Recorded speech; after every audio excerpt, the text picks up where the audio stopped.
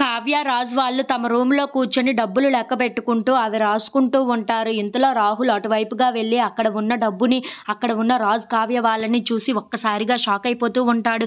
ఏంటి వీళ్ళ దగ్గర ఇంత క్యాష్ ఉందా? ఇంత డబ్బు ఉందా? అయినా ఇంట్లో ఉన్న వాళ్ళకి ఎవరికీ చెప్పకుండా ఇంత క్యాష్‌ని ఎందుకు దాస్తున్నారు అని చెప్పేసైతే అనుకుంటూ వాళ్ళ అమ్మ దగ్గరికి వెళ్తూ ఉంటాడు.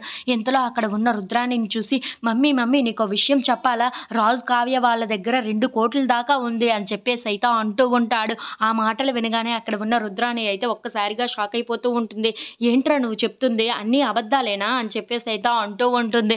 ఇంతలో అక్కడ ఉన్న రాహుల్ మాత్రం ఏంటి నన్ను ఎప్పుడూ నమ్మవు నువ్వు, నేను నిజంగానే చెప్తున్నాను, వాళ్ళు క్యాష్ లెక్క పెడుతూ ఉంటే నేను చూశాను, వాళ్ళ దగ్గరగా ఒక 2,00,00,000 ఉండి ఉండాలి అని చెప్పేసైతే అంటూ ఉంటాడు. ఆ మాటలు వినగానే అక్కడ ఉన్న రుద్రాణి మాత్రం ఏంట్రా నిజంగానే నువ్వు చెప్తున్నావా అని చెప్పేసైతే అంటూ ఉంటుంది. ఇంతలో అక్కడ ఉన్న రాహుల్ మాత్రం అవును మమ్మీ నా కళ్ళారా నేను ఇప్పుడే చూశాను అని చెప్పేసైతే అంటూ ఉంటాడు.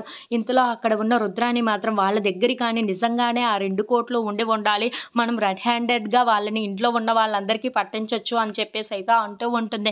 ఆ మాటలు వినగానే అక్కడ ఉన్న రాహుల్ అయితే అది ఎలా మమ్మీ, వాళ్ళని ఎలా పట్టించగలం మనం అని చెప్పేసైతే అంటూ ఉంటాడు. ఇంతలో అక్కడ ఉన్న రుద్రాణి మాత్రం తన ప్లాన్‌ని రాహుల్‌కి చెప్తూ ఉంటుంది. ఆ మాటలు వినగానే అక్కడ ఉన్న రాహుల్ మాత్రం అవును మమ్మీ యెస్, ఇలా చేస్తే వాళ్ళిద్దరిని రెడ్ హ్యాండెడ్‌గా మనం పట్టుకోవచ్చు, ఇంట్లో ఉన్న వాళ్ళందరికీ వాళ్ళ నిజ స్వరూపం బయట పెట్టొచ్చు అని చెప్పేసైతే అంటూ ఉంటాడు. If you like this video